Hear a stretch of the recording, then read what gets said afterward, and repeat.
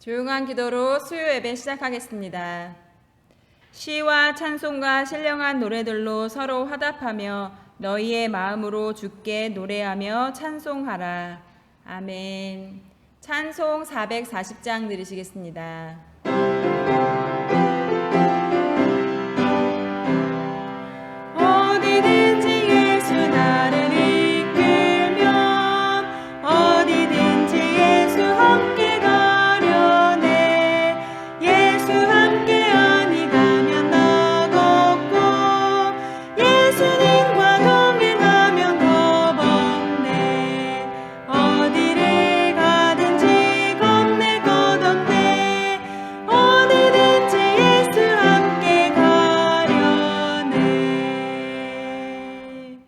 우리를 대표하여 김희선 사모님께서 기도해 주시겠습니다.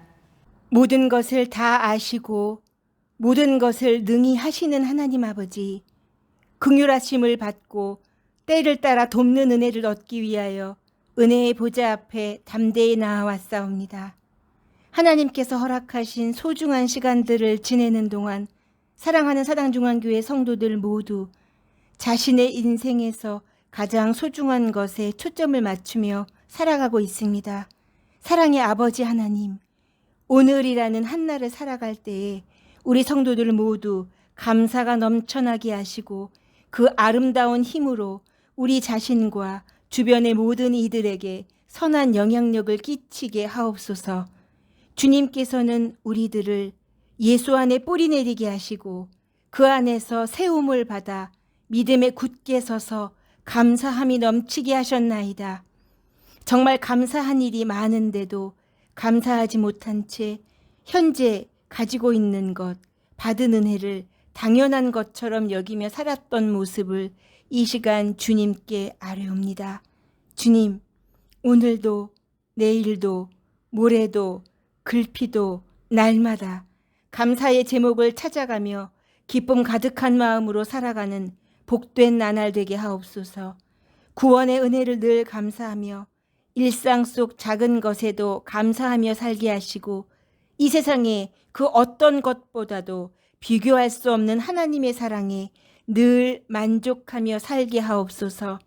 헛되고 무의미한 일 때문에 가장 소중한 것을 놓치지 않게 하시고 주님과 친밀하게 연결되어 있는 가운데 기쁨과 감사가 살아있는 우리 성도들 되게 하옵소서. 말씀 묵상과 기도 생활을 하며 주님께서 우리에게 약속하신 모든 복과 즐거움을 누리는 사당중앙교회 온 성도들 되게 하옵소서. 무엇이든지 기도하고 구하는 것은 받은 줄로 믿으라. 그리하면 너희에게 그대로 되리라. 우리에게 약속하신 주님 앞에 나아가 늘 응답받는 우리 모두가 되게 하옵소서. 이제 최규로 목사를 통해 전하시는 주님의 사랑을 받겠나이다. 전하는 자나 듣는 자나 큰 은혜의 시간 되게 하옵소서. 예수님 이름으로 기도합니다.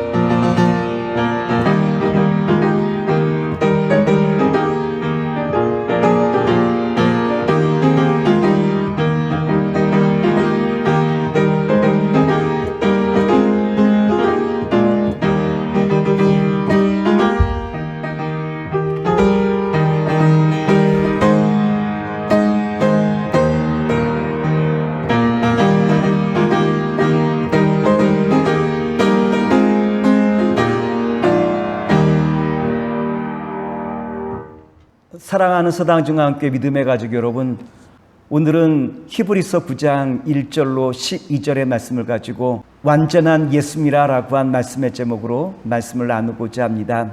히브리서 말씀은 1세기 유대 기독교인들에게 주시는 메시지죠. 유대 기독교인들이 그 당시 두 가지 고난 가운데 처해 있었어요. 하나는 로마 제국의 핍박과 또 하나는 정통 유대인들의 유대 기독교인들을 향한 핍박 두 가지가 있지 않았습니까? 이와 같은 상황 속에서 초대 기독교인들은 고민을 하게 되어져요. 정통 유대교로 다시 들어가느냐, 아니면 기독인으로서 자기의 신분을 유지하느냐라고 하는 두 가지 문제 가운데 봉착하였다라고 하는 거예요. 이때 히브리 기자는 우리에게 무엇을 말씀해 주시냐면 다시 유대교로 돌아가지 말 것을 우리에게 말씀해 주시고 있죠. 히브리 기자는 구원의 문제에 대해서, 그리고 또한 구약의 예배에 대해서 끊임없이 말씀을 많이 하시고 있는데, 그 이유는 어디 있느냐로 말하면 예수님께서 우리의 구원의 완전한 표준이 되신다라는 것을 우리에게 나타내 보이시기 위함 아니겠습니까? 히브리서 9장 1절 말씀입니다. 첫 언약에도 섬기는 예법과 세상에 속한 성소가 있더라. 첫 언약이 있다라는 것은 둘째 언약이 있다라고 하는 말씀이기도 하죠. 그렇다면 첫 번째 언약이 있는 것은 어떠한 의미일까요? 히브리서 8장 7절로 7절의 말씀 보면 이와 같은 말씀이 기록되어 있어요. 저 첫 언약에 무음하였더라면 둘째 것을 요구할 일이 없었으려니와 그들의 잘못을 지적하여 말씀하시되 주께서 이르시되 볼지어다 날이 이르니 내가 이스라엘 집과 유다 집과 더불어 새 언약을 맺으리라. 성경에 보면 첫 언약은 흠이 많았다 그랬죠. 두 번째 언약은 흠이 없다라고 우리에게 말씀해 주시고 있어요. 구약의 제사는 흠이 많았기에 어떤 면에서면 끊임없이 제사를 드려야 한다는 것이 첫 번째 언약이라고 말씀을 드릴 수 있겠죠. 그렇다면 첫 언약은 어떻게 시행하였을까요? 히브리서 9장 2절로부터 5절의 말씀 보면 이와 같은 말씀이 기록되어 있어요. 예비한 첫 장막이 있고 그 안에 등대와 상과 진설병이 있으니 이는 성소라 일컫고 또 둘째 휘장 뒤에 있는 장막을 지성소라 일컫나니 금 향로와 사면을 금으로 싼 언약궤가 있고 그 안에 만나를 담은 금 항아리와 아론의 쌍난 지팡이와 언약의 비석들이 있고 그 위에 속죄소를 덮는 영광의 그룹들이 있으니 이것들에 관하여는 이제 낱낱이 말할 수 없노라. 먼저 저자는 성전에 두 가지가 있다 그랬죠. 성소와 지성소. 성소에는 무엇이 담겨져 있을까요? 성소에는 왼편에 등대가 있고, 그리고 또한 오른편에는 진설병이 있고, 가운데는 분향대가 있음을 우리에게 말씀해 주고 있죠. 그리고 성소를 들어가면 그 안쪽은 지성소가 나오는데, 그 지성소에는 언약궤가 있고, 그 언약궤 안에는 모세가 받은 십계명 돌판이 있고, 그리고 또한 언약궤 그 위에는 천사들의 그룹이 있다 그랬죠. 다시 말해서 천사들의 날개가 이 언약궤를 보호하고 있는데, 그 그룹 사이에 하나님께서 임재하시는 장소가 그 언약궤 그룹 사이라라고 하는 장소였어요.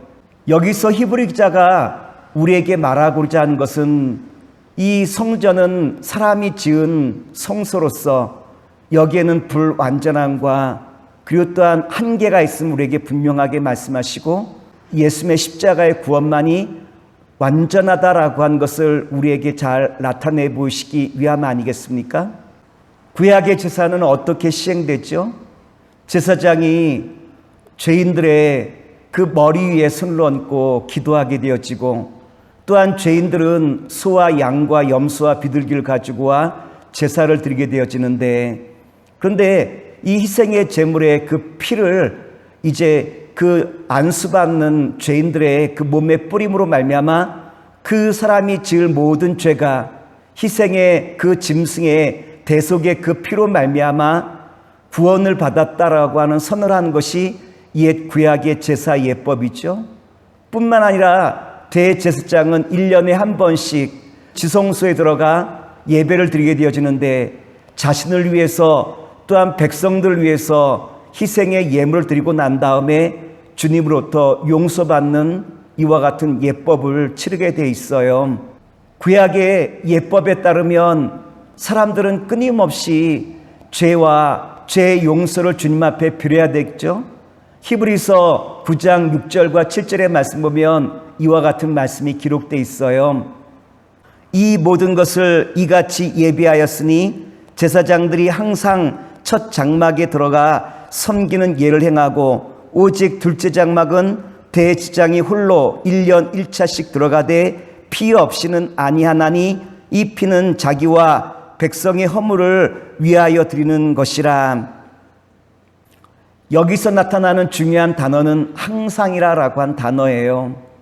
다시 말해서 끊임없이 예배를 드려야 된다라고 한 것을 우리에게 잘 나타내 보이시고 있죠.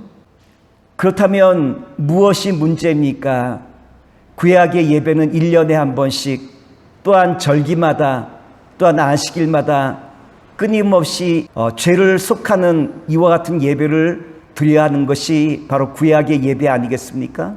히브리서 9장 9절로 10절의 말씀입니다. 이 장막은 현재까지 비우니 이에 의지하여 드리는 예물과 제사가 섬기는 자로 그 양심상으로 온전케 할 수 없나니 이런 것은 먹고 마시는 것과 여러 가지 씻는 것과 함께 육체의 예법만 되어 개혁할 때까지 맡겨둔 것이니라. 히브리 기자는 뭐라고 말씀하시고 있냐면 구약의 예법은 불완전하다라고 하는 것.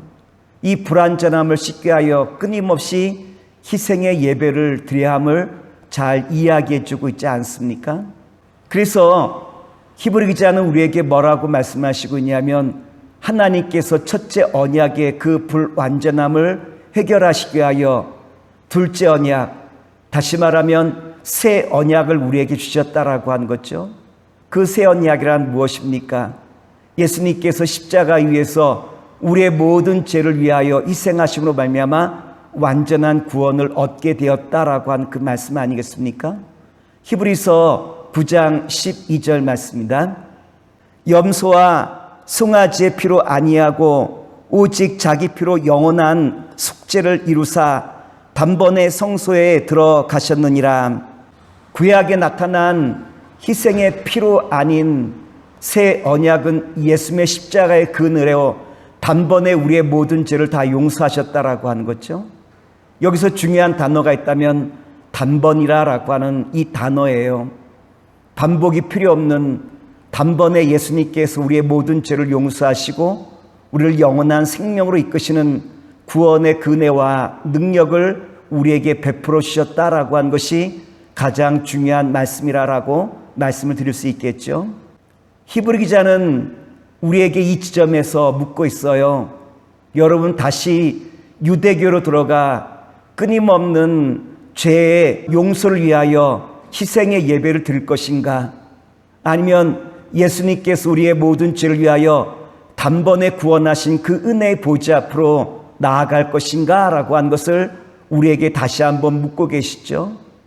히브리서 9장 10절의 말씀입니다. 이런 것은 먹고 마시는 것과 여러 가지 씻는 것과 함께 육체의 예법만 되어 개혁할 때까지 맡겨둔 것이라. 여기서 개혁이라는 것은 어려움에 빠진 것을 다시 새롭게 하다라고 한 것이 개혁의 의미죠. 다시 말해서 구약의 예법은 어떠한 것이냐로 말하면 예수님께서 오실 때까지 그 어려운 문제를 해결하기 위하여 이 구약의 제사를 우리에게 허락하신 것이다라고 하는 바로 그 말씀이요.